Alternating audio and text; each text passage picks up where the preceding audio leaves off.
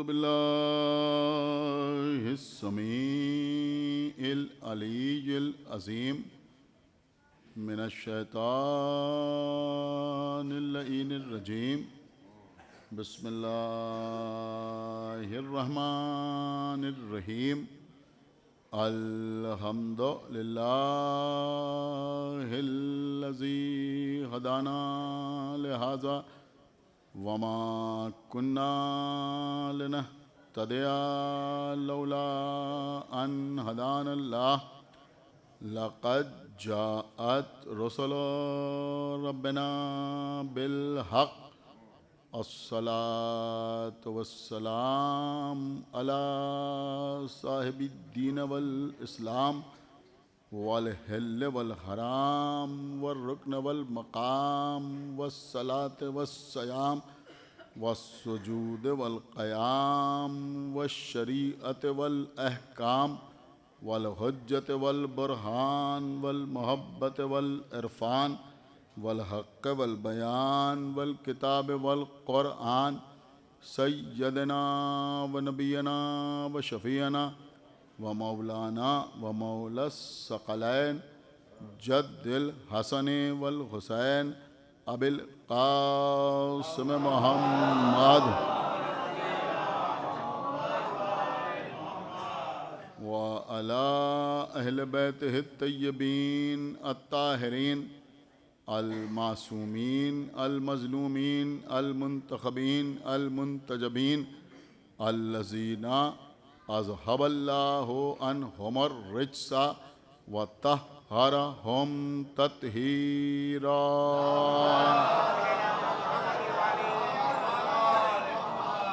व लअनतुल्लाहि अला आदाइहिम व क़तलतिहिम व गासिबी हुकूक़िहिम व मुनकिरी फ़ज़ाइलिहिम व मसाइबिहिम अजमईन मिनल आन इला यौमिद्दीन। अल्लाहुम्मा अज़्ज़िबहुम अज़ाबन यस्तगीसु मिन्हु अहलुन्नार आमीन रब्बल आलमीन।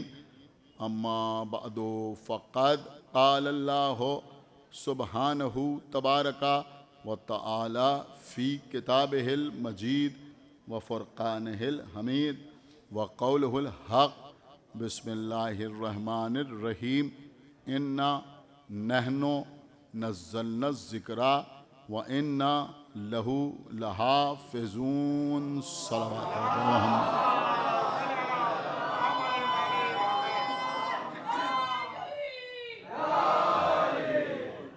हज़रात, ये एक मोमिना के, एक मरहुमा और मग़फ़ूरा के, एक अहल बैत की चाहने वाली बीबी के ईसाल सवाब के सिलसिले की मजलिस मुनक़्क़िद हो रही है। लेकिन ये महीना रबीउल अव्वल का महीना है। सारी दुनिया में नात पैगंबर की बहार है। जगह जगह मीलाद मुनक़्क़िद हो रहे हैं।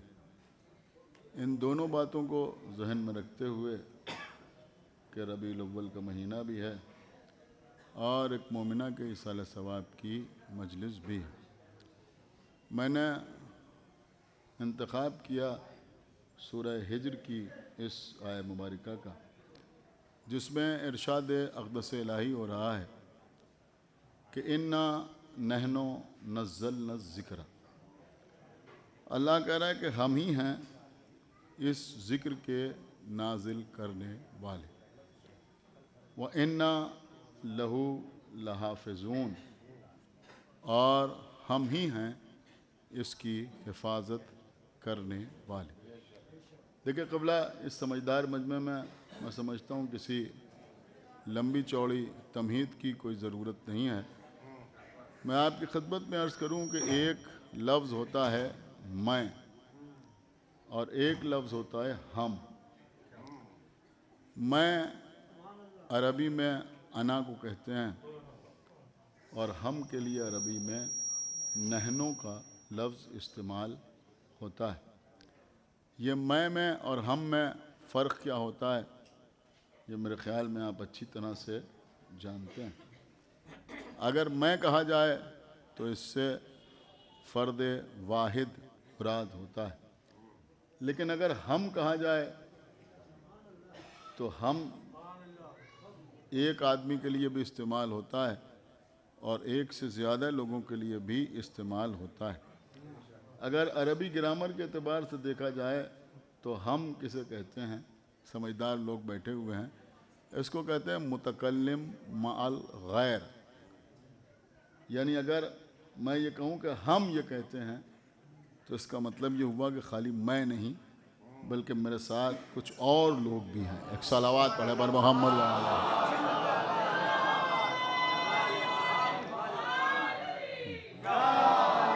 देखिए हज़रात, बहुत संजीदा गुफ्तगू है जो मैं आपकी खिदमत में पेश करना चाह रहा हूँ, इसलिए कि बहरहाल सामने बुज़ुर्ग हज़रात बैठे हुए हैं और मैच्योर हज़रात बैठे हुए हैं।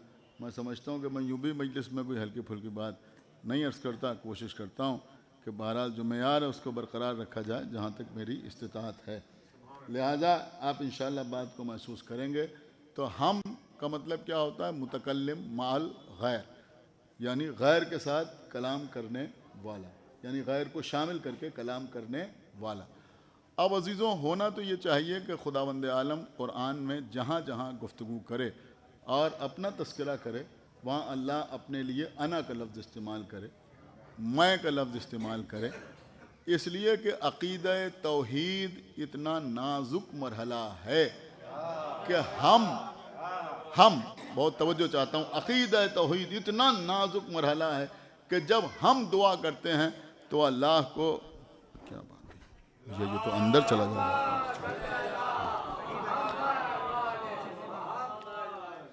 एक सलावात और पढ़े मोहम्मद वाले।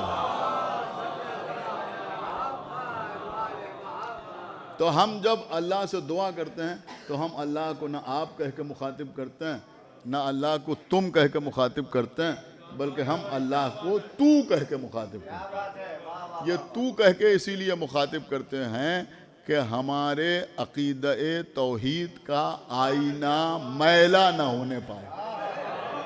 मेरी बात आप तक पहुँची या नहीं पहुँची?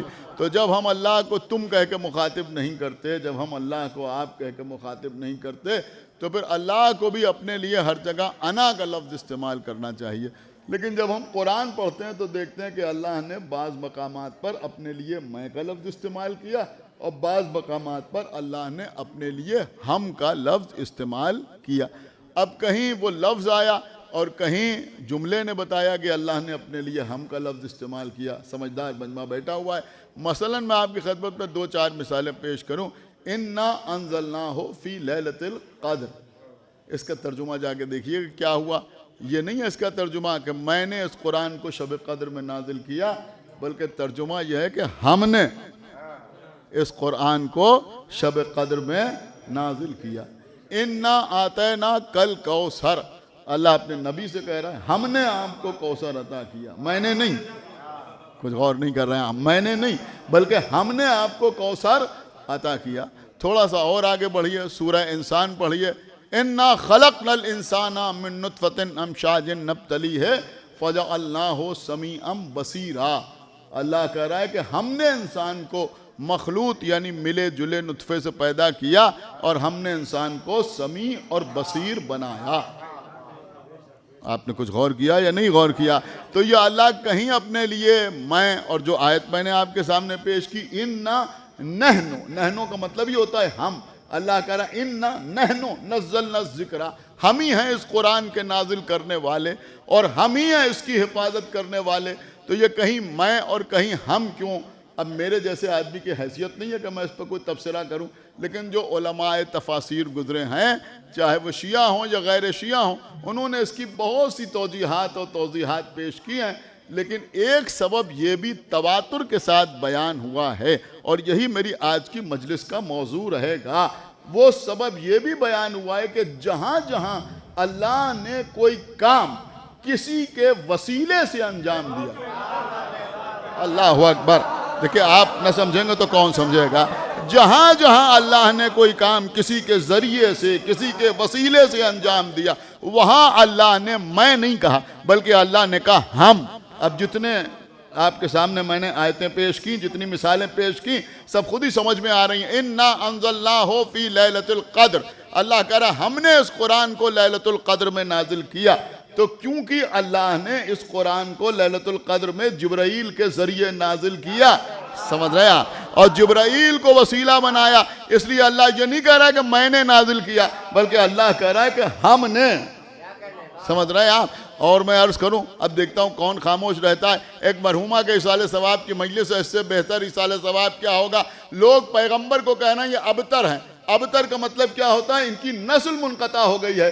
अल्लाह कह रहा इन्ना आतैना कल कौसर, हमने आपको कौसर अता किया। कौसर से मुराद औलाद कसीर, औलाद कसीर के तौर पर एक बेटी अता हुई, बीबी फातिमा ज़हरा, समझ रहे हैं आप।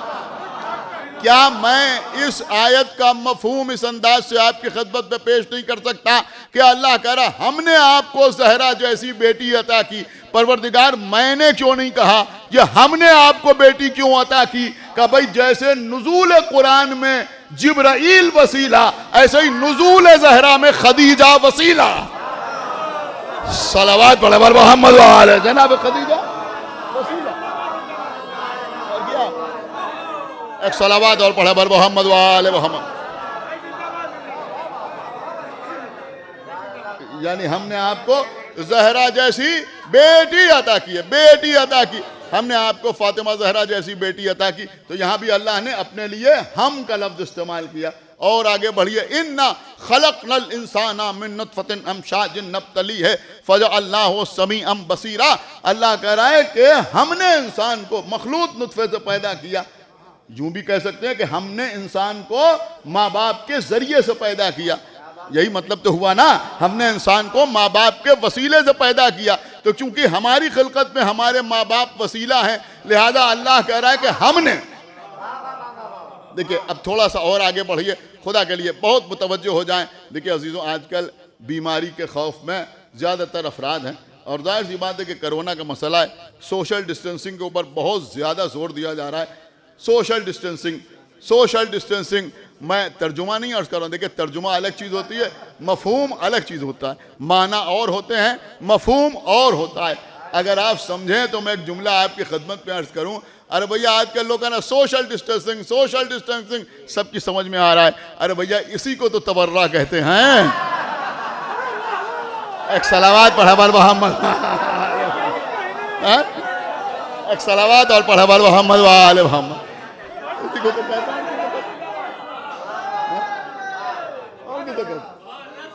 एक सलावत पढ़ा बार मोहम्मद वाले मोहम्मद। मेरी बात आपने महसूस की या नहीं महसूस की, इसी को तबर्रक, यही सोशल डिस्टेंसिंग। मैं कहा भाई दूर रहिए, क्यों दूर रहिए, कहा भाई इसलिए दूर रहिए कि वो वबा आप तक ना आने पाए, वो वबा आप तक ना आने पाए। लेकिन अल्हम्दुलिल्लाह ये फ़र्श अज़ा इमाम हुसैन अलैहिस्सलातु वस्सलाम है। अगर रत्ती बराबर किसी के जहन में शक भी हो कि यहाँ भी कुछ हो सकता है, तो वो कुछ भी हो सकता है मगर शिया नहीं हो सकता। एक सलावत पढ़ा बार मोहम्मद वाल, कुछ भी हो।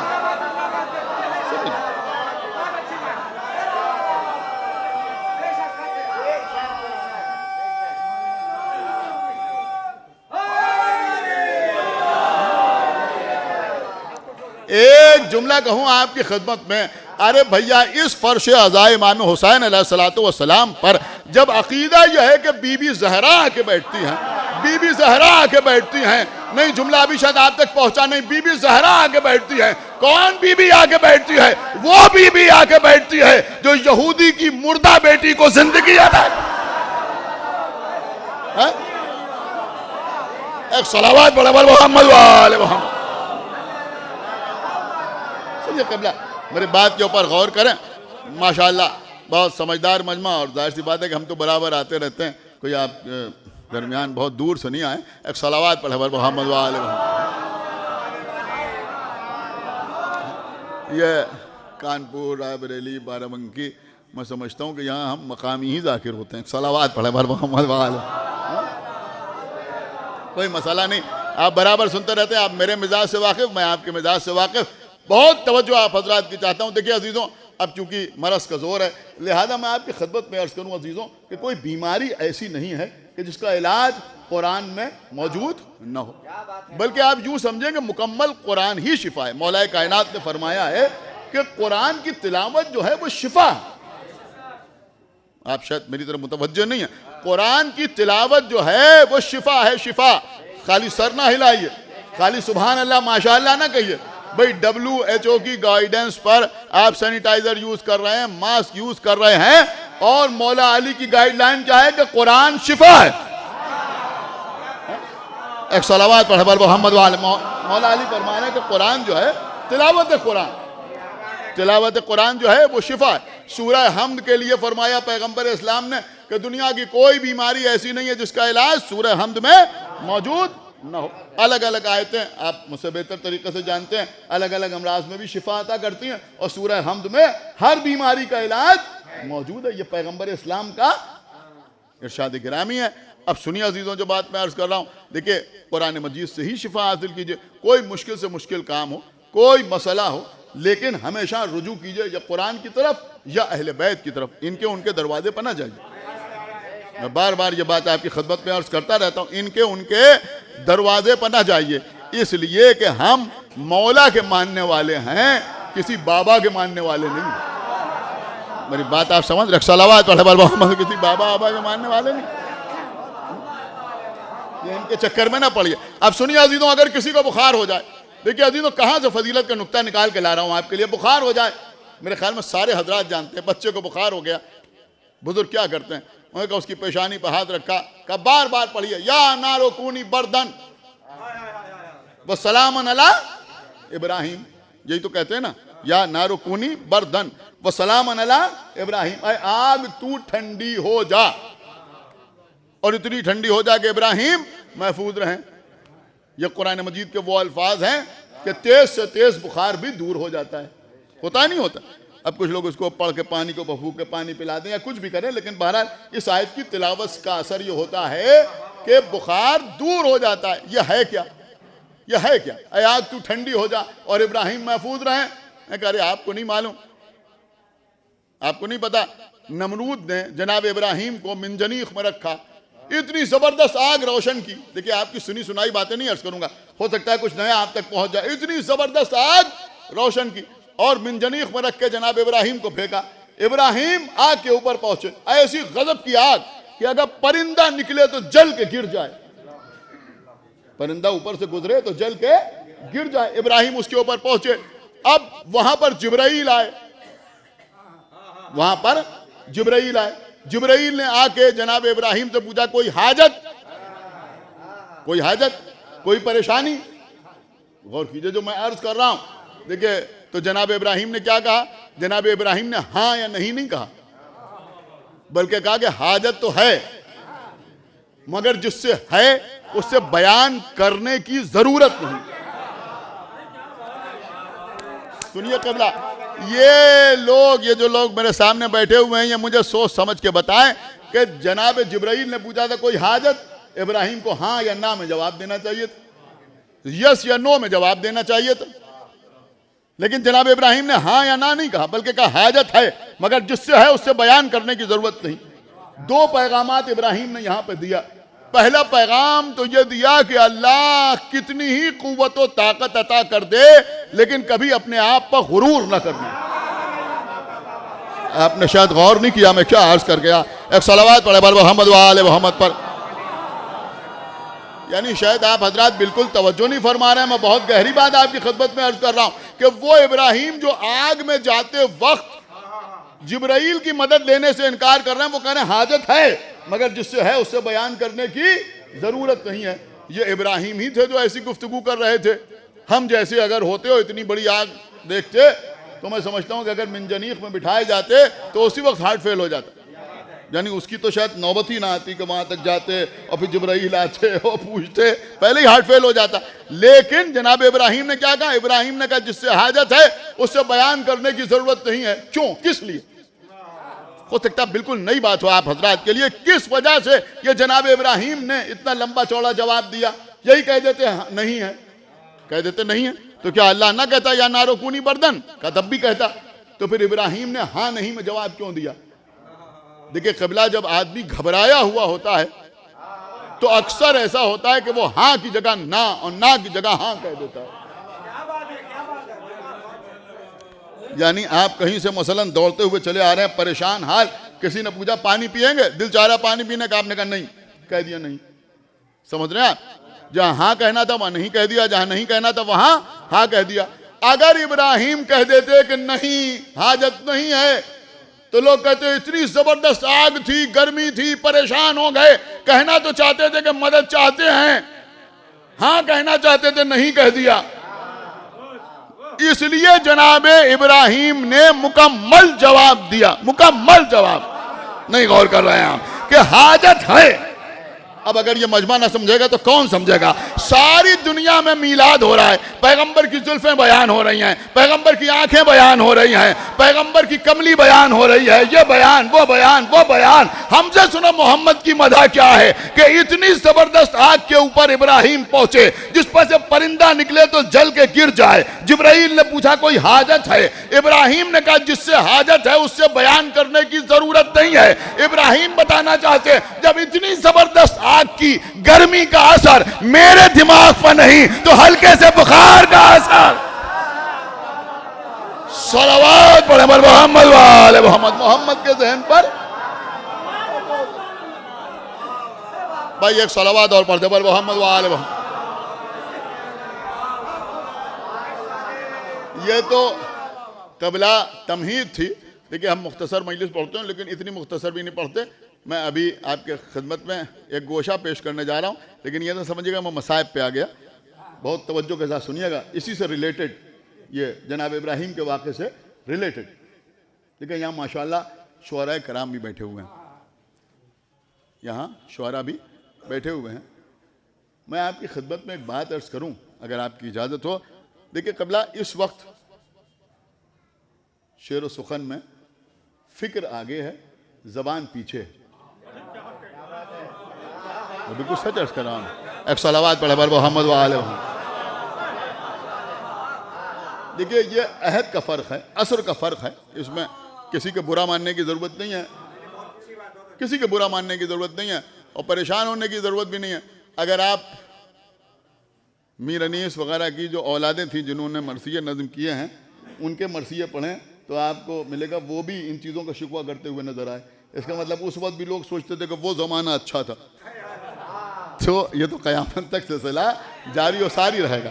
लेकिन मैंने जो बात आपकी खिदमत में अर्ज़ की, बहुत सोच समझ के अर्ज़ की कि फ़िक्री एतबार से मैं जहाँ तक समझता हूँ तो अब जो शायरी हो रही है वो थोड़ा आगे है, इसलिए कि फ़िक्र का ताल्लुक़ जो है वो मुशाहिदात से होता है। चूँकि अब मुशाहिदात में इजाफा हो गया, लिहाजा तख़ील के एतबार से अक्सर अशार आगे निकल जाते हैं। लेकिन ज़बान का जो लुत्फ़ 50 साल पुराने शुअरा की शायरी में है वो अब नहीं। मेरी बात आप समझ रहे हैं? हमारे जैसा कोई शायर अगर शेर कहे कि जिसका इरादा ही ना हो कि इसको महफिल में पढ़ना है तो वो जो चाहे कह ले। एक सलावत पढ़े पर मोहम्मद वाले, एक सलावत और पढ़ दे पर मोहम्मद वाले मोहम्मद। मतलब आप मेरी बात समझ रहे हैं? नहीं समझ रहे हैं? लेकिन अब अगर किसी को स्टेज पे आना है, मेंबर पे आना है, कुछ सुनाना है तो भाई उसी ज़बान में कहना है जिसमें लोग समझ सकें।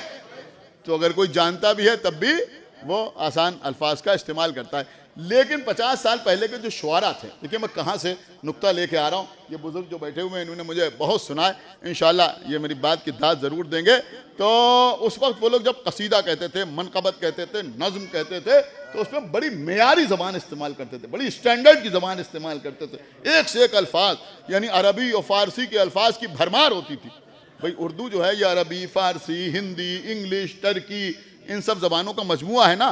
तो उनके यहाँ अरबी और फ़ारसी के अल्फाज कसरत से हुआ करते थे जब पहले लोग कसीदा कहते थे, मनक़बत कहते थे। लेकिन वही शुअरा जब नौहा कहते थे, मेरी बात सुनिए जो मैं अर्ज़ कर रहा हूँ, आज की शुअरा की बात नहीं कर रहा, उस ज़माने के शुअरा जिनकी ज़बान का मेयार ये था, जब वो नौहा कहते थे तो निहायत आसान ज़बान में कहते थे। मेरे ख्याल में जो नोहे हमारे यहाँ आपके यहाँ पढ़े जाते हैं घरों में, ख़वातीन पढ़ती हैं, पुराने नोहों की बात मैं कर रहा हूँ, वो लखनऊ के शुआरा के हों, यहाँ के शुआरा के हों, कहीं के शुआरा के हों, तो आप उनको पढ़िए। उन्हीं शुआरा का वो कलाम पढ़िए जो उन्होंने कसीदे के तौर पे कहा है, तो उसमें आपको ज़बान जो है उसमें गुलो बुलबुल भी नज़र आएगी और उसमें इजाफतें भी नज़र आएंगी और अरबी और फ़ारसी के अच्छे अच्छे अल्फाज नज़र आएंगे। लेकिन जब वो नौहा कहते थे तो बहुत आसान ज़बान में नौहा कहते थे, बिल्कुल आसान।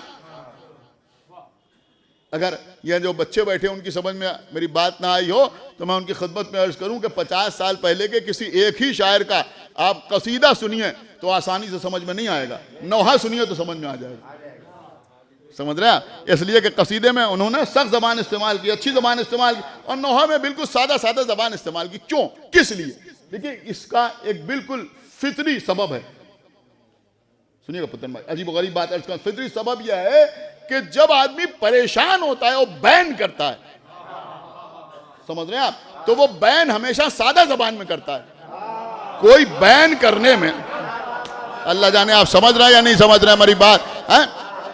बैन करने में अभी मसलन दो ख़वातीन का इंतकाल हो गया, तो अब अगर घर में कोई बीबी या कोई उनका कोई बेटा बैन करके रो रहा है तो वहाँ पर वो ये नहीं सोचेगा कि ये हम सही ज़बान इस्तेमाल कर रहे हैं या गलत ज़बान इस्तेमाल कर रहे हैं, वो तो बैन कर रहा है। जो दिल की कैफियत है वो किसी भी तरह से वो बयान कर रहा है। इसीलिए नौहों में ज़बान सादा रखी गई।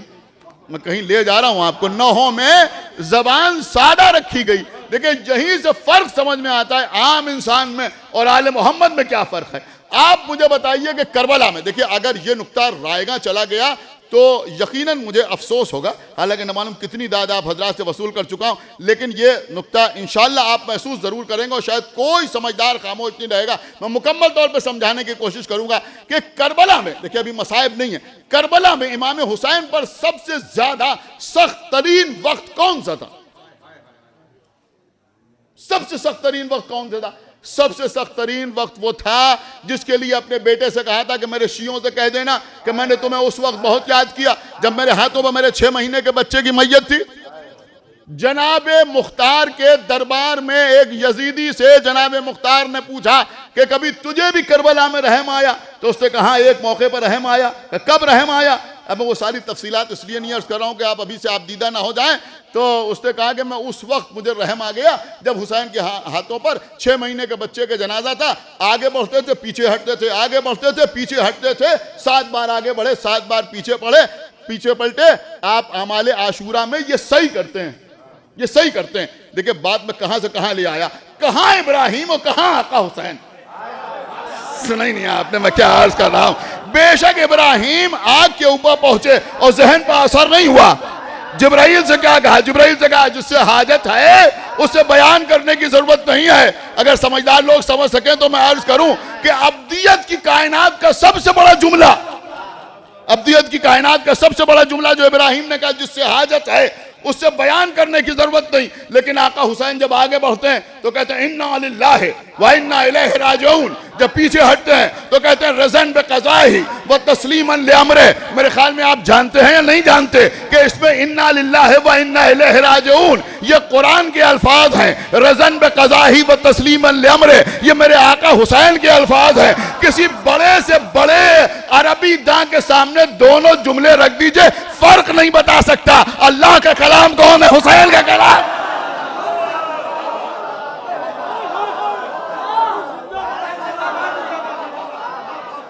एक सलावात बड़े बड़े मोहम्मद वाले मोहम्मद बता नहीं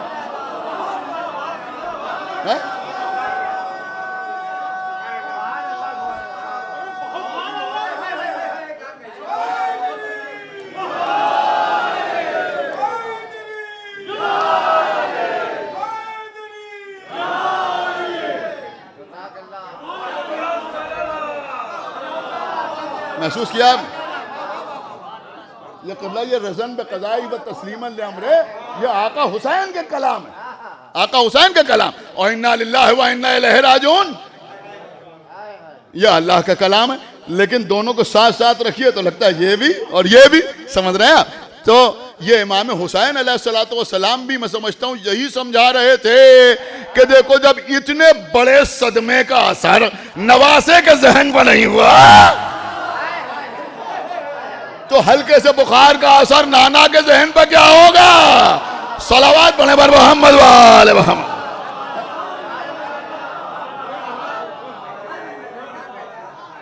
सुनिए क़िबला, मेरी कोशिश यही रहेगी कि इंशाअल्लाह जितनी देर में पढ़ता हूँ उतनी ही देर पढ़ूँ, उससे ज़्यादा ना पढ़ूँ। एक सलावत और पढ़ मोहम्मद वाले मोहम्मद। कल भी इंशाअल्लाह आपसे मुखातिब होना है। सुनिए क़िबला, तो अल्लाह ने कहा या नारो कूनी बर्दन व सलामन अला इब्राहिम, आग तू ठंडी हो जा और इतनी ठंडी हो जा कि इब्राहिम महफूज रहें। फिर वहीं चलिए, मैं और हम, गौर कीजिएगा जो मैं अर्ज कर रहा हूं, इससे पहले क्या है? कुल ना, अल्लाह अकबर, कुल ना।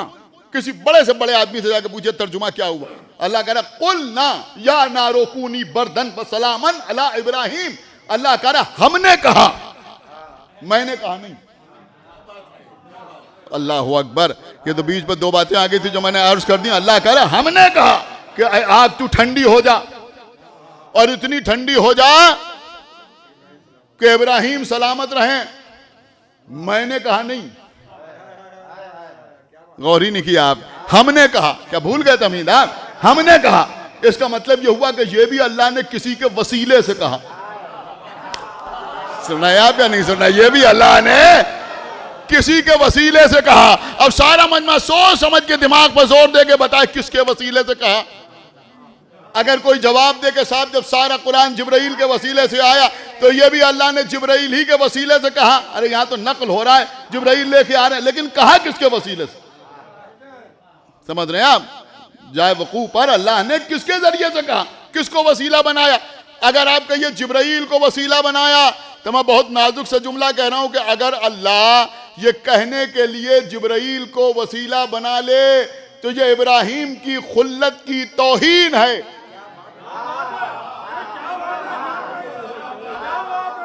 नहीं है या नहीं है? इब्राहिम की खुल्लत की तौहीन है। आप कहेंगे क्यों तौहीन है? क्यों तौहीन? किस लिए तौहीन? मैं कहा भाई तौहीन इसलिए तौहीन है कि अभी जिब्राइल से कह चुके हैं कि मुझे तुम्हारी मदद नहीं चाहिए, जिससे हाजत है उससे बयान करने की जरूरत नहीं है। अब अल्लाह उसी जिब्राइल से कहलवा रहा है कि आग तू ठंडी हो जा। गौर नहीं कर रहे हैं आप? तो फिर ये इब्राहिम की खुल्लत की तौहीन हुई या नहीं हुई? का बेशक तौहीन हुई, बहुत बड़ी तौहीन हुई। तो अब क्या हो, अगर अल्लाह जिब्राइल से कम दर्जे की किसी शख्सियत के जरिए ये जुमला कहलवाए,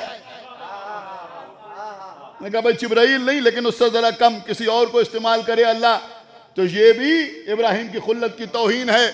लिहाजा अब जरूरत इस बात की हुई कि ये उससे कहलवाया जाए। सुने मीलाद पढ़ने वाले, उससे कहलवाया जाए कि जो जिब्राइल से अफजल हो। अल्लाह अकबर, खुदा के लिए बेदार हो। ये जो जिब्राइल से अफजल हो, तो अब भैया जिब्राइल से अफजल कौन? जिब्राइल से अफजल कौन? हमने कहा एक मंजिल ऐसी आई कि पैगंबर साथ जा रहे हैं, जिब्राइल भी साथ जा रहे हैं। जिब्राइल ठहर गए। आप सारे मुसलमान खुतबा से उलमा से सुनते रहते हैं, नबी कहते थे अखी जिब्राइल, अखी जिब्राइल, अखी जिब्राइल, भाई जिब्राइल, भाई जिब्राइल। लेकिन वो भाई ठहर गया। कुछ गौर नहीं किया आपने? वो भाई ठहर गया।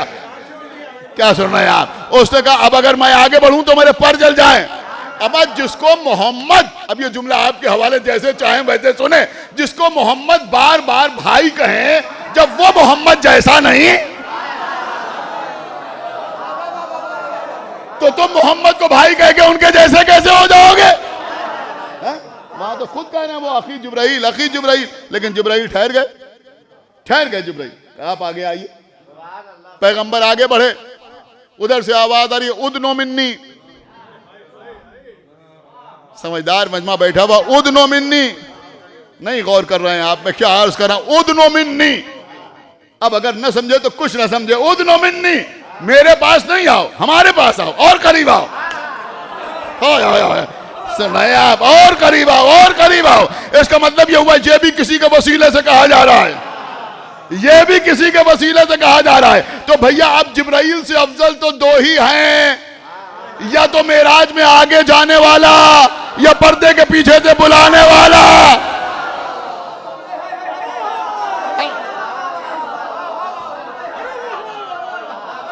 एक सलावत बड़े वाले मोहम्मद वाले मोहम्मद। ये तो आगे जाने वाला या पर्दे के पीछे से सुनिए, या पर्दे के पीछे से बुलाने वाला, या आगे जाने वाला, या पर्दे के पीछे से बुलाने वाला।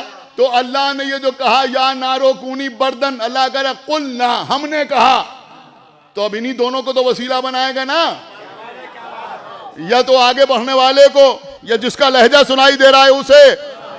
तो अब समझ में आया, या मोहम्मद वसीला या अली वसीला। और अल्लाह क्या कह रहा है, आग तू ठंडी हो जा, आग तू ठंडी हो जा। अब जरा इस हम पर गौर कीजिए, अल्लाह कह रहा हमने कहा, इस हम में क्या क्या मौजूद है, इस हम में क्या क्या मौजूद है। देखता हूं कौन अहले बैत का चाहने वाला खामोश रहता है। अब इस हम में क्या क्या मौजूद है। अल्लाह कह रहा है आग तू ठंडी हो जा। किसको वसीला बनाया? मोहम्मद को, अली को। किस लिए? आग से बचने के लिए। अब समझ में आया कि आग से बचने के लिए ला इलाहा इल्लल्लाह भी जरूरी, मोहम्मदुर रसूलुल्लाह भी जरूरी, अली वल वलीउल्लाह भी।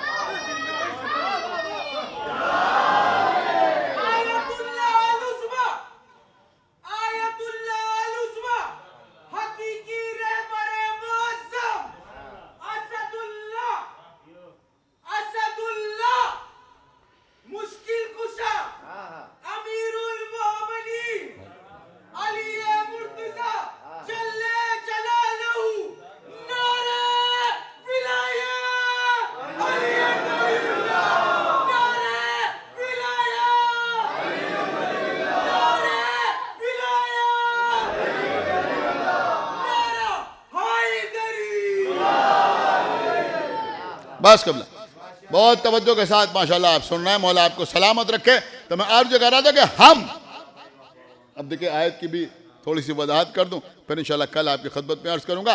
अल्लाह कह रहा इन्ना नहनु नज़्ज़लना ज़िक्रा व इन्ना लहू लहाफ़िज़ून।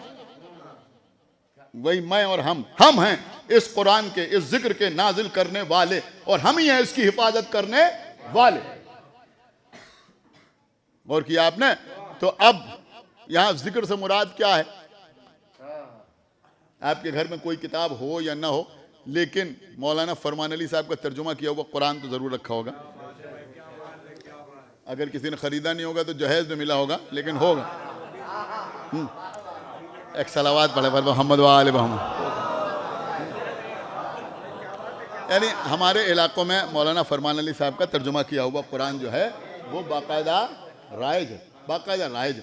देखिए ये जो लोग आपको बहकाते हैं, उन्होंने कहा साहब तर्जुमा नहीं, ऐसा नहीं है। ये बात बिल्कुल सही है कि कहाँ अरबी और कहाँ उर्दू, इससे कोई इनकार नहीं। और अरबी के बहुत से अल्फाज ऐसे हैं जिसका तर्जुमा ही उर्दू में नहीं हो सकता है। लेकिन ये इतने बड़े बड़े उलमा ने जो तर्जुमे किए, तो उनके दिमाग में कोई खलल थोड़ी था जो तर्जुमे कर दिए। इससे कुछ फ़ायदा है तभी तो तर्जुमा किया। ये ठीक है, मुकम्मल तौर पर वो बात, वो मफहूम तो अलग बात है, लेकिन कम से कम मफहूम को समझने में मदद तो मिलती है इन तर्जुमों से ना।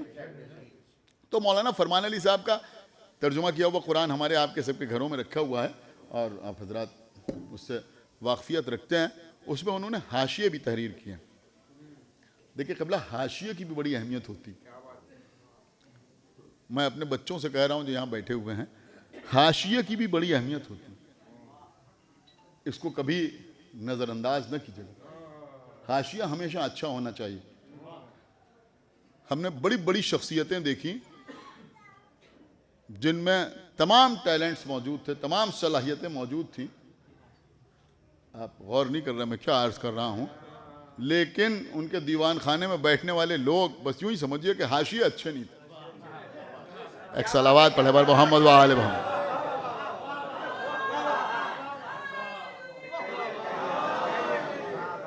लिहाजा मैं, ये जो बुजुर्ग बैठे हैं इनसे मैं क्या कहूँ, जो इन्होंने मुझसे कहा है वो मैं अपने बच्चों से कह रहा हूँ। तो यहाँ मेरे छोटे भाई बैठे हुए हैं, उनसे मैं कह रहा हूँ कि भाई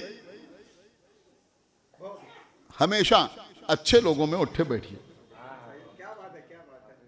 मेरी बात समझिए जो मैं अर्ज कर रहा हूँ, अच्छे लोगों में उठिए बैठिए। अच्छे लोगों का मतलब मेरा ये इस वक्त कतई नहीं है कि जो मस्जिद में सफ़े अव्वल में खड़े होते हों, जो बहुत ज़्यादा दिखाने के लिए दुआएं पढ़ते हों, ये करते हों वो करते हों, नहीं क़िबला, एक आसान सी बात मैं आपकी खिदमत में अर्ज़ कर रहा हूँ कि अच्छे लोगों का मतलब ये है कि जिनके ज़रिए माश पर उंगली न उठाई जा सके। एक सलावात पढ़े पर मोहम्मद व आले मोहम्मद। जब बात समझ लीजिए आप, एक सलावात पढ़े पर मोहम्मद व आले मोहम्मद।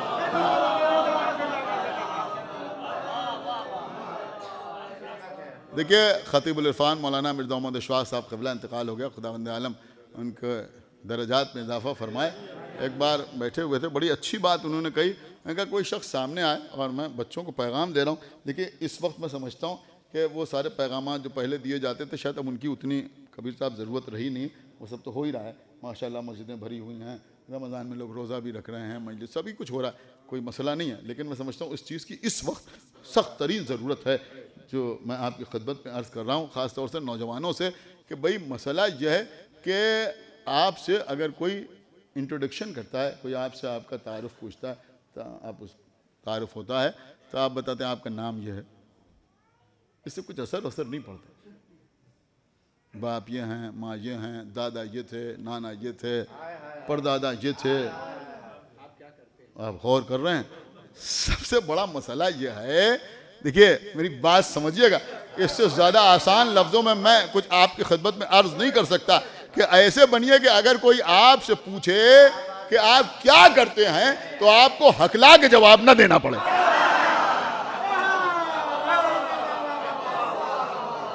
एक सलावात पढ़े पर मोहम्मद वाले मोहम्मद, कुछ भी एक सलावात और पढ़े पर मोहम्मद वाले।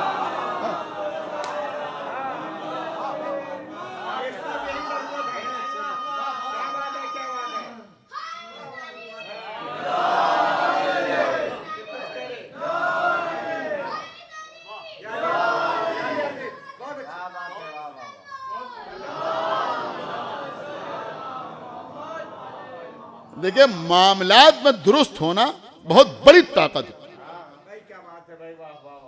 पूरे थाने से आपके ताल्लुकात हों,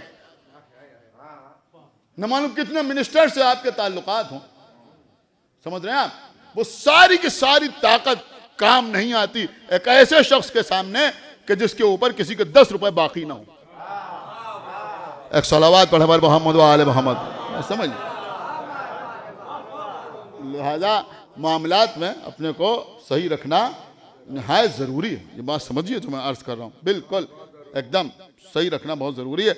और ये बात मैंने इसलिए भी आपकी खिदमत में अर्ज़ कर दी कि ये जो आज इतने मुक़स्सिरीन पैदा हो रहे हैं ना, आप देख रहे हैं कितने लोग पैदा हो रहे हैं। आज से कुछ साल पहले तक अगर कोई खाली मजलिस में यह पढ़ देता था कि मौला अली ने 2 उंगलियों से बाब खैबर उखाड़ा तो मजमा उछल पड़ता था। क्यों उछल पड़ता था? इसलिए कि दिल में अली की मोहब्बत रहती थी। अल्लाह अकबर, मैं क्या अर्ज कर गया।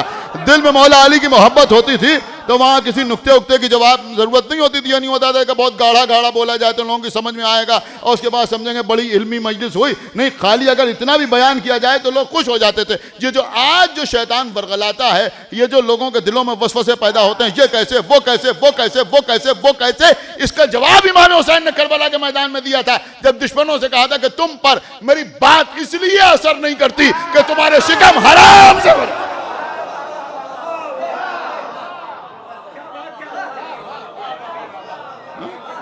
एक सलावात पढ़ा पर मोहम्मद व आले मोहम्मद।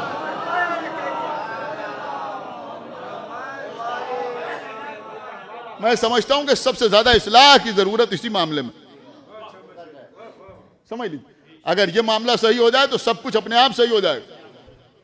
अगर ये मसला सही हो जाए तो फिर सारा मसला जो है वो अपने आप सही हो जाएगा।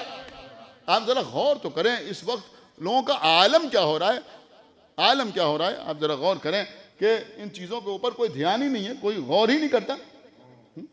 तो आले मोहम्मद को समझने के लिए दहन में हलाल ग़िज़ा का जाना ज़रूरी, हलाल ग़िज़ा का जाना ज़रूरी है। अगर इस बात का ख़तरा ना होता कि कोई ये ना कहे कि साहब मौजू पर कुछ नहीं पढ़े, लिहाजा मैं अर्ज़ कर रहा हूँ कि भाई बहुत तवज्जो के साथ सुनिएगा। मौलाना फरमान अली साहब का तर्जुमा किया हुआ कुरान हमारे आपके सबके घरों में रखा है, पढ़िए ज़रूर कुरान। आप पढ़िए, जहाँ पर सूरह हिज्र की आयत लिखी है, इन्ना नहनु नज़्ज़लना ज़िक्रा व इन्ना लहू लहाफ़िज़ून। अल्लाह कह रहा हम ही हैं इस जिक्र के नाजिल करने वाले। इसमें कहीं कुरान का नाम नहीं, जिक्र है। क्या है? जिक्र। फरमान अली साहब ने लिखा कि यहां जिक्र से मुराद कुरान, जिक्र से मुराद कुरान। अब अल्लाह कह रहा है हम ही हैं इस जिक्र के नाजिल करने वाले और हम ही हैं इसकी हिफाजत करने वाले। तो अब नुजूल में भी कोई वसीला और हिफाजत में भी कोई वसीला। तो नुजूल में कौन वसीला? का जिब्राइल। जिब्राइल कौन है? का मासूम। तो भैया जब अल्लाह ने नुजूल कुरान में गैर मासूम को वसीला नहीं बनाया, हाय हाय हाय हाय, तो क्या हिफाजत कुरान आयरे गैरों के हवाले हो जाएगी?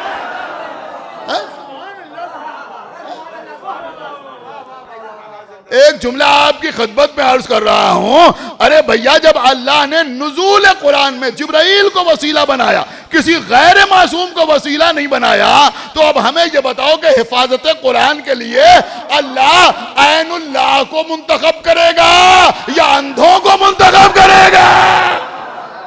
सलवात बर मोहम्मद वाले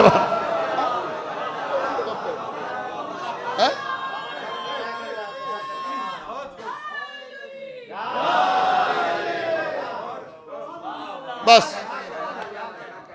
बात तमाम। लेकिन सुनिए, अब इसके आगे भी सुनिए, देखिएगा जाके हाशिए पर लिखा है, फरमान अली साहब ने ये नहीं लिखा, उन्होंने लिखा है कि भाई ज्यादातर लोगों ने जिक्र से मुराद कुरान को लिया है, लेकिन बाज़ उलमा ने लिखा है कि जिक्र से मुराद जात पैगंबर। जिक्र से मुराद कौन है? जात पैगंबर, यानी पैगंबर इस्लाम है जिक्र से मुराद। जिक्र से मुराद। देखिए खाली लफ्जों में परेशान ना हो जाया कीजिए, घबराने की जरूरत नहीं है।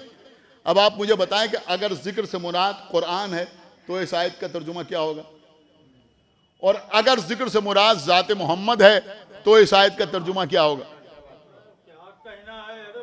भाई एक अलजेब्रिक एक्सप्रेशन आपके सामने रखी गई ना है, अब उसमें एक्स की वैल्यू 2 रखना है, 3 रखना है, 4 रखना है, जो भी रखें आप, अलग अलग वैल्यूज आएंगी ना।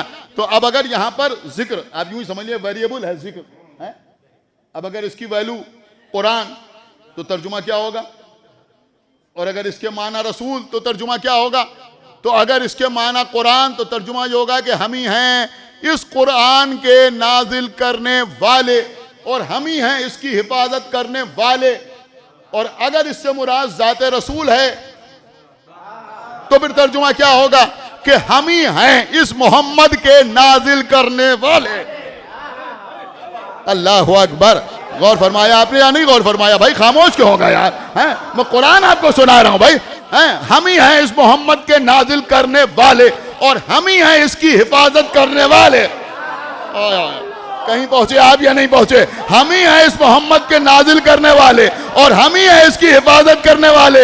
इसका मतलब ये हुआ, इसका मतलब ये हुआ कि जिसे जिक्रुल्लाह कहा जाए उसकी विलादत के लिए ये लफ्ज भी इस्तेमाल हो सकता है। हम ही हैं इस मोहम्मद के नाजिल करने वाले। हालांकि मैं समझता हूं कि बिल्कुल एक ही बात है, चाहे कुरान कहिए चाहे मोहम्मद कहिए, इसलिए कि जो मोहम्मद है वही कुरान है, जो कुरान है वही मोहम्मद है। लेकिन जैसे जो चल रहा था मौजू, मैं चाहता हूं मौजू से अलग न रहूं, तो क्योंकि हम का मतलब ही ये होता है किसी को वसीला बनाया, तो अगर इससे मुराद कुरान है तो नुज़ूल के लिए जिब्राइल वसीला, हिफाजत के लिए अहले बैत वसीला, और अगर यहां जिक्र से मुराद मोहम्मद है, देखिए मैं समझता हूं कि शायद इससे बड़ा मीलाद पूरे शहर में कहीं पढ़ा नहीं गया होगा, जो मैं आपके खिदमत पे अर्ज कर रहा हूं कि अगर यहां जिक्र से मुराद मोहम्मद है तो नुज़ूल के लिए अब्दुल्ला और आमिना वसीला और हिफाजत के लिए अबू तालिब और बिनते असद वसीला। सलवात व मोहम्मद वाले।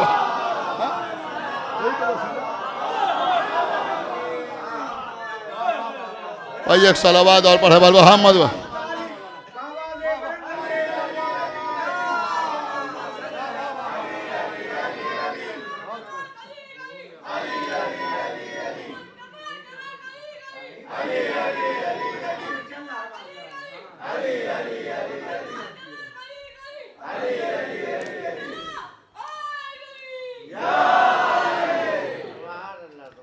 कोई बात पसंद आई हो तो मेरी सेहत के लिए भी दुआ कीजिएगा। मौला एक सलावात पढ़े बर मोहम्मद वाले मोहम्मद।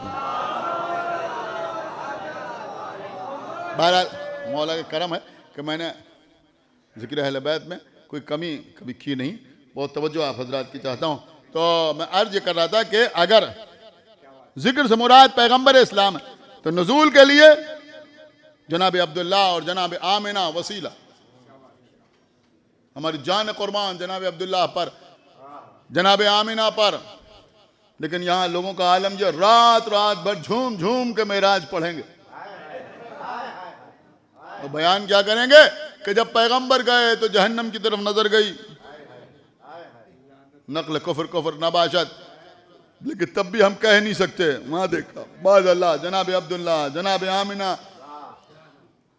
परवरदिगार ये यहाँ कैसे, गौर नहीं कर रहे ये यहाँ कैसे। अल्लाह ने कहा या उम्मत को बचा लो या इनको बचा लो। समझ रहे हैं आप, अल्लाह की रहमत ना हो गई टाटा नैनो हो गई, गुंजाइश ही नहीं। अगर उम्मत के लिए जगह है तो रसूल के माँ बाप के लिए जगह नहीं। मुबल्लिग आज़म मौलाना इस्माइल देवबंदी साहब क़िबला मजलिस पढ़ रहे थे, किसी ने कहा क़िबला लोग कहते हैं रसूल के बाप जन्नत में नहीं जाएंगे, आपके पास इसका क्या जवाब है। खुदा के शेर का शेर दहाड़ा मौलवी मोहम्मद इस्माइल देवबंदी जो मुबल्लिग आज़म कहलाते थे, उन्होंने जवाब दिया, उन्होंने कहा सुनो, अगर नबी का बाप जन्नत में नहीं जाएगा तो फिर किसी का बाप जन्नत में नहीं जाएगा।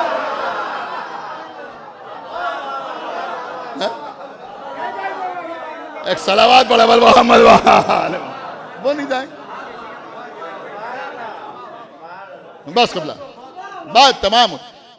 और नबी की हिफाजत के लिए जनाब अबू तालिब और जनाब आमिना, जनाब अबू तालिब और जनाब फातिमा बिनते असद वसीला। कल भी चंद बातें आपकी खिदमत में अर्ज करूंगा, लेकिन इस वक्त एक आखिर में एक बात आपकी खिदमत में अर्ज कर दूं। देखिए क्योंकि मीलाद के सिलसिले में बहुत सी बातें पढ़ी और एक मरहुमा के सारा सवाब की मजलिस भी है, लिहाजा बहुत मुनासिब है अगर ये बात आपकी खिदमत में पेश की जाए। आप जानते हैं मीलाद का मतलब क्या होता है? देखिए एक चीज़ है जश्न, समझ रहे हैं, एक चीज़ है जश्न, एक चीज़ है जलसा, एक चीज़ है महफिल, मजलिस, मुसालमा, मकासदा, ऐसे ही है मीलाद। अब मैं किसी की दिल शिकनी नहीं करना चाहता, वरना अब तो स्टेज पर आने वाले अक्सर लोगों को यही नहीं मालूम होता कि मकासदे में क्या पढ़ना है और मुसालमे में क्या पढ़ना है। एक सलावात पढ़े पर मोहम्मद वाले मोहम्मद, समझ रहे हैं आप। लेकिन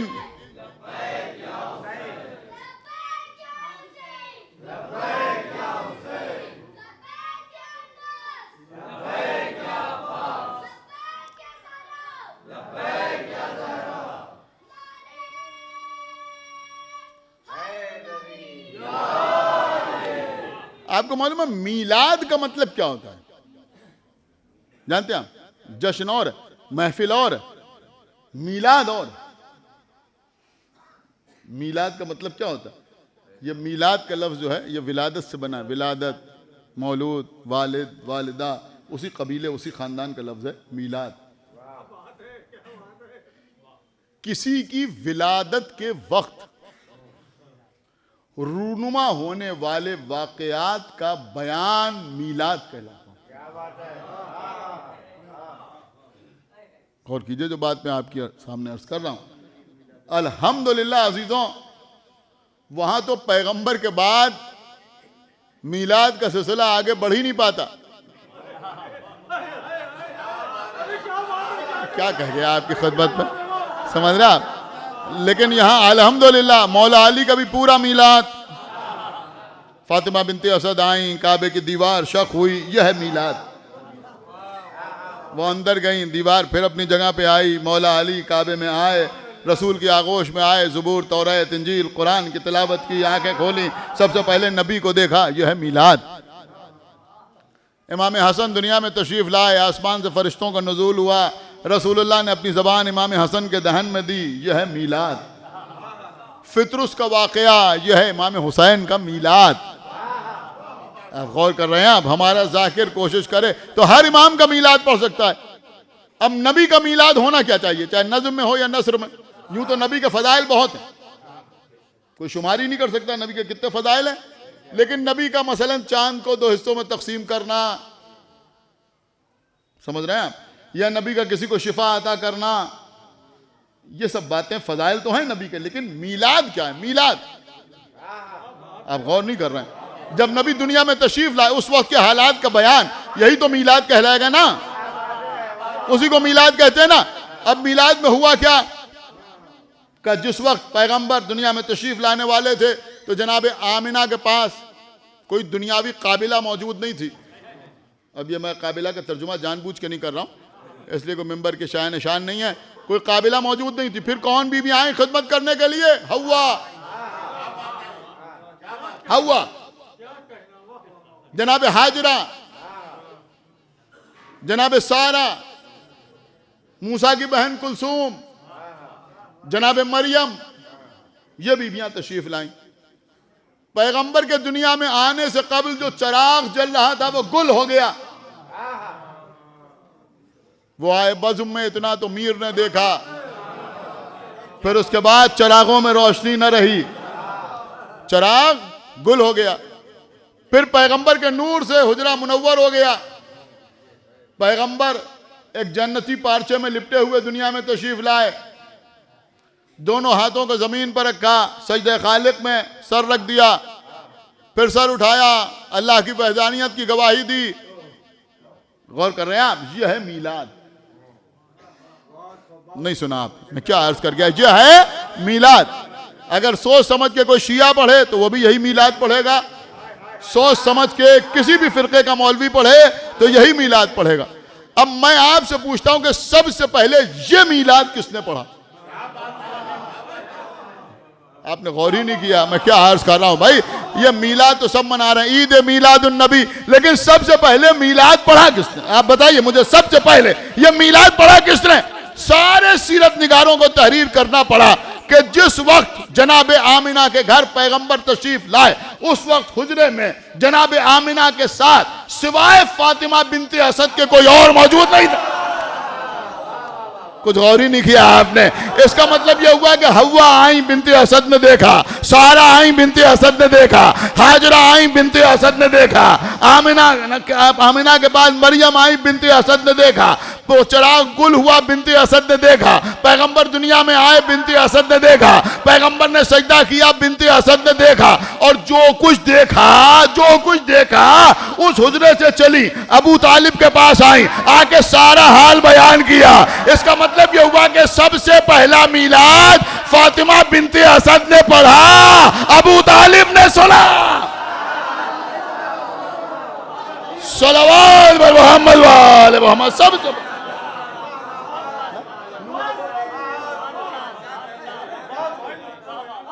एक सलावत और पढ़ते पर मोहम्मद वाले मोहम्मद। बस कबला बहुत देर पढ़ लिया मैंने, आपके चंद आंसू भी बह जाएं। बहरहाल किसी गम में घर में पै दर पै अमवात वाक़े हो जाएं तो घर वालों का क्या हाल होता है। जिन बीबियों के इसाले सवाब की मजलिस है, उनके बेटों की खिदमत में, दीगर आइज़ा और क़ुरबा की खिदमत में ताज़ियत पेश करने का बेहतरीन तरीक़ा मसाइब इमाम हुसैन अलैहिस्सलातु वस्सलाम। अज़ीज़ों, मैं बच्चों से अर्ज़ करूँगा कि जब तक वालिदैन बाहयात रहते हैं उस वक्त तक आप उनकी खिदमत करते हैं। माँ बाप जब तक ज़िंदा रहें मौके को गनीमत जानिए, उनकी आवाज़ पर अपनी आवाज़ न बुलंद कीजिए, उनके आगे आगे न चलिए, उनसे तुर्शरूई के साथ गुफ्तगू न कीजिए, उनकी खिदमत कीजिए। देखिए, शरीयत के कवानीन में रहम होता है, लेकिन फितरत के कवानीन में रहम नहीं होता। जो सलूक हम अपने वालिदैन के साथ करेंगे वही सलूक हमारे बच्चे हमारे साथ करेंगे। ये बात अपने जहन में रखें। लेकिन मैं एक बात अर्ज़ कर रहा हूँ, आपकी माँ जिंदा थी, बाहयात थी, उन्होंने पानी मांगा तो बेटा पानी पिला दो, आप गिलास से पानी लेके हाजिर हो गए। तहजीब यह है कि अगर कोई बुजुर्ग पानी मांगे, कोई भी बुजुर्ग, और आप उसके सामने पानी लेके जाएं तो तहजीब से पानी लेके जाएं और उसको पानी दे दें, और जब तक वो पानी ख़त्म ना करे, पी न ले, उस वक्त तक खड़े रहें। समझ रहे हैं? ये सब चीज़ें बहुत ज़रूरी हैं बताना। ये मैं आउट ऑफ डेट बातें नहीं कर रहा हूँ, मैं आपको अपडेट कर रहा हूँ। खड़े रहें। लेकिन मैं एक बात ज़रूर आपकी खिदमत में अर्ज़ करूँगा कि माँ जिंदा थी तो उन्होंने पानी मांगा, आपने पानी पिला दिया। बेशक इसका अजर भी है, सवाब भी है, अल्लाह एक एक अमल का अजर देने वाला है। लेकिन अगर उस वक्त आप माँ को पानी न भी देते तो थोड़ी जहमती तो होती, माँ खुद पानी पी लेती।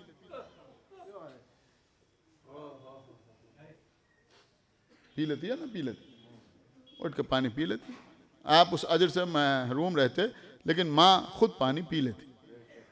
लेकिन अजीजों, माँ बाप के दुनिया से गुजर जाने के बाद मसला अलग है। आप कुरान पढ़ेंगे तो उनको सवाब होगा, वो खुद नहीं पढ़ सकते। यहाँ मसला ये नहीं है कि हम नहीं पढ़ेंगे तो वो खुद पढ़ लेंगे, नहीं, वो तो बस एक ही था कि जो सर नोके नेज़ा पर तिलावत कर रहा था, बाकी कहीं और ये मसला नहीं है। आप मजलिस करेंगे तो उनको इसाले सवाब होगा। यूं तो कदम कदम पर एक बार इसाले सवाब की नीयत से या अली कहा जाए, बेहतरीन इसाले सवाब। सलावात पढ़ी जाए, बेहतरीन इसाले सवाब। किसी मस्जिद में, किसी इमामबाड़े में रकम के साथ शरीक हो जाया जाए, ये भी इसाले सवाब।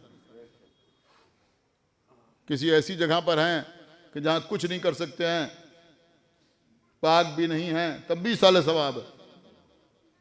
दुश्मनान आले मोहम्मद पर लानत कीजिए, वो भी इसाले सवाब। नियत होना चाहिए इसाले सवाब की। बहुत तरीक़े, लेकिन ये मजलिस इमाम हुसैन, इससे बड़ा कोई इसाले सवाब। अल्लाह अकबर। बस आप जानते हैं मैं मसाइब में सब किस्म की रिवायतें पढ़ने का आदी नहीं हूँ। ये कतई मकसद नहीं है कि ये रिवायतें मोतबर नहीं हैं या मुस्तनद नहीं हैं, लेकिन अजीज़ों, हमारे इलाक़ों में लोगों के दिल नर्म है। यहाँ तो रोने के लिए यही काफ़ी होता है कि हुसैन 2 मुहर्रम को करबला की सरजमीन पर पहुँच गए।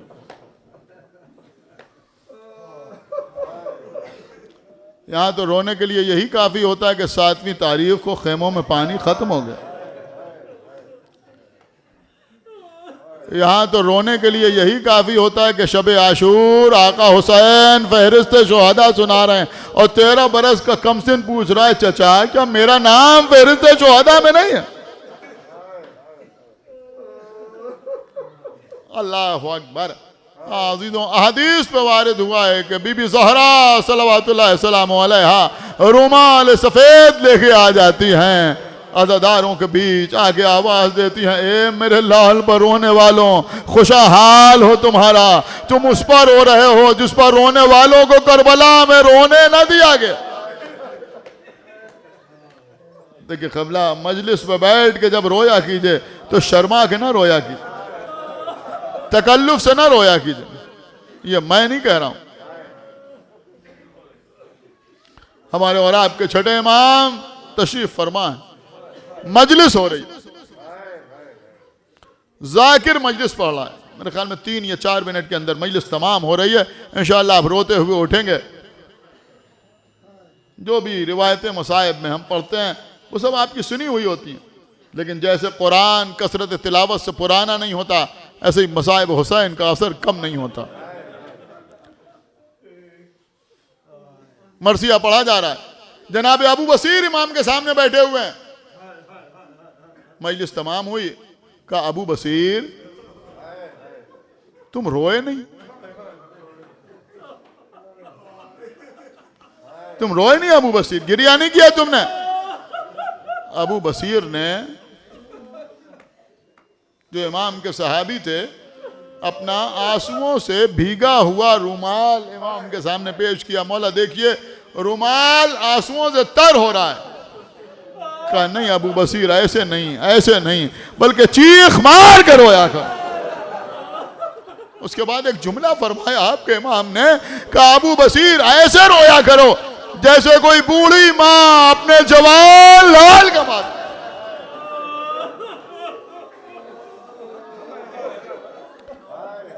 खुदावंद आलम इन मरहूम बीबियों के दर्जात को आली फरमाए, उनके भाइयों को, उनके बेटों को, उनके दीगर आयज़ा और अक़रबा को सब्र जमील अता फरमाए।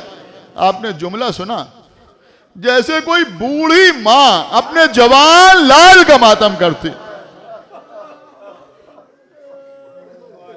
मैं बहुत आहिस्ता आहिस्ता पढ़ रहा हूं। अजीजों, कैद खाने शाम, दमिश्क का जिंदान,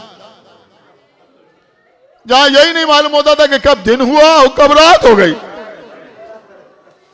जिस कैद खाने में जब शाम होती थी और हुसैन की बेटी जिंदान के दरवाजे के करीब आके खड़ी होती थी और बीबी देखती थी कि परिंदे उड़ते हुए अपने अपने आशियानों की तरफ जा रहे हैं, तो पूछती थी फूफी अम्मा ये परिंदे कहाँ जा रहे हैं? कहा बेटी सकीना, ये रात हो शाम हो रही है, अपने अपने आशियानों पर जा रहे हैं बसेरा लेने के लिए। बच्ची फूफी के पैरों से लिपट जाती थी, ए फूफी क्या हम कभी मदीने वापस न जाएंगे? जज़ाकल्लाह, मौला आपको सलामत रखे। बस अजीज़ों, देखिए वो जुमला याद रखिएगा, जैसे कोई बूढ़ी माँ अपने जवान लाल का मातम करती है। एक दिन दारोगा जिंदान के करीब आया, आपके चौथे इमाम को आवाज दी। इमाम ज़ैनुल आबिदीन जिंदान के दरवाजे के करीब आए, कहा मौला बीबियों से कह दीजिए जिस बीबी को रोना हुआ करे वो कैद खाने के अंदर रो लिया करे, कोई बीबी कैद खाने से बाहर जाके ना रोया करे। इमाम ने फरमाया भाई कोई बीबी कैद खाने से बाहर जाके नहीं रोती। अब आप उसका जुमला सुनेंगे, वो कहता नहीं मौला, जब निस्फ़े शब गुजर जाती है यानी आधी रात गुजर जाती है तो एक बीबी जिंदान की पुष्ट पर आकर रोती है और ऐसे रोती है जैसे कोई बूढ़ी माँ अपने जवान लाल में आंसू बहाती है।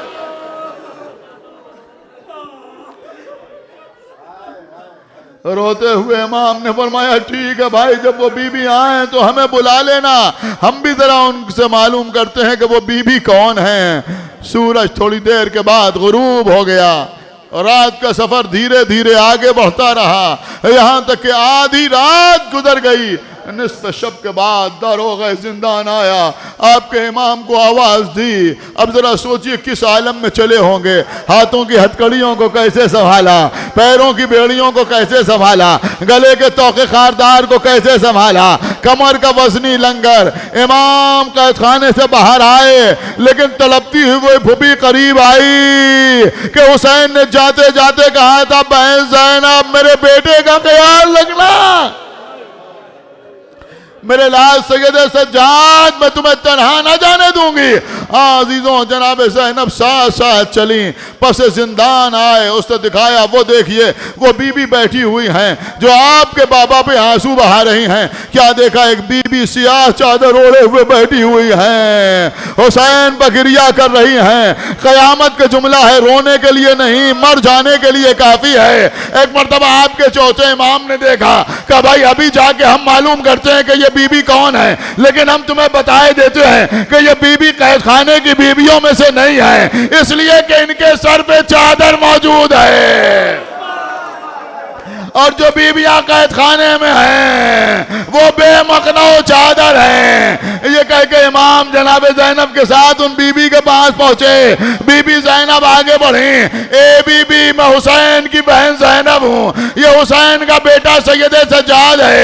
ए बीबी आपको हुसैन का वास्ता, सर उठाइए, आप कौन हैं? उन बीबी ने सर उठाया, ए बेटी ज़ैनब तुमने मुझे न पहचाना, मैं तुम्हारी माँ फातिमा ज़हरा हूँ। ए मेरे लाल सैयद सज्जाद, जब से तुम लोगों ने मदीना छोड़ा मैंने जन्नत को छोड़ दिया, मैं तुम्हारे साथ साथ सफर।